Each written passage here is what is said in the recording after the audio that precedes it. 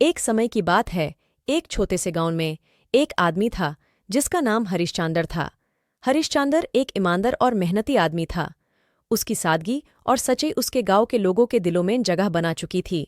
हरिश्चांदर के यहाँ एक नौकर भी काम करता था जिसका नाम रामू था।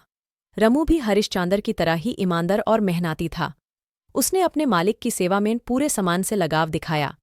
एक दिन गांव में अफवाह फैली कि गांव के पश्चिम भाग में एक गुफा में किसी ने बहुत सारा सोना छुपा रखा है।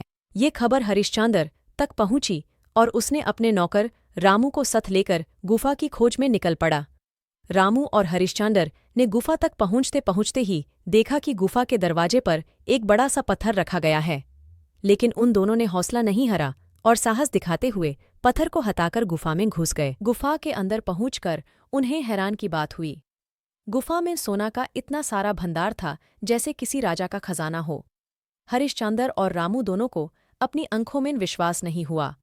लेकिन उनकी खुशी का समय जल्दी खत्म हो गया जब उन्हें गुफा से बाहर आने की तरफ जाते हुए एक आवाज सुनाई दी। वो आवाज किसी के भयानक खतरे की घोषणा कर रही थी। एक विचित्र शक्लधार भयंकर भूत उन दोनों की राह रोक कर बोला, जिसने मेरे खजाने को छुआ उसकी मौत तय है। हरिश्चांद्र और रामू डर गए, लेकिन उन दोनों ने हिम्मत नहीं हारी।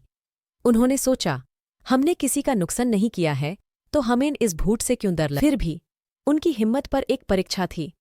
भूत ने उनसे कहा, मैं तुम्हें एक सवाल पूछूंगा। अगर तुम सही जवाब दोगे तो बच जाओगे, लेकिन गलत जवाब दिया तो तुम्हारी मौत तय है।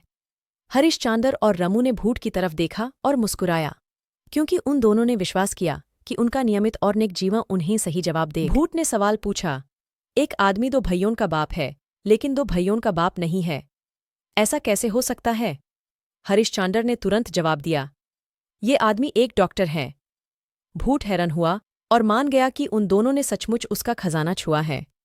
उसने उन्हें खुश करने का वादा किया और हरिश्चांदर और रामू ने सोना लेकर गांव की तरफ लौटना शुरू किया।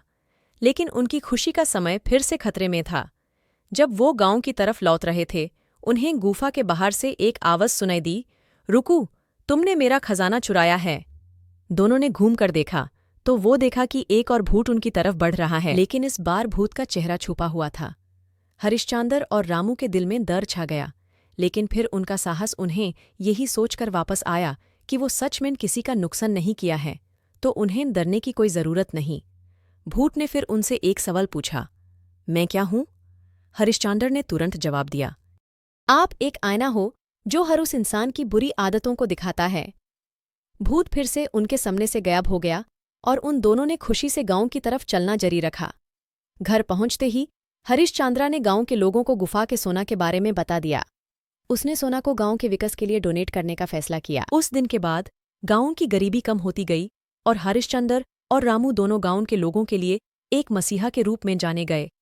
इस कहानी से हमें यह सीख मिलती है कि ईमानदारी और साहस कभी भी असफलता का रास्ता रोक नहीं सकते, और अगर हम नेक इरादों के साथ जीते हैं तो हमें भय से कुछ नहीं होगा।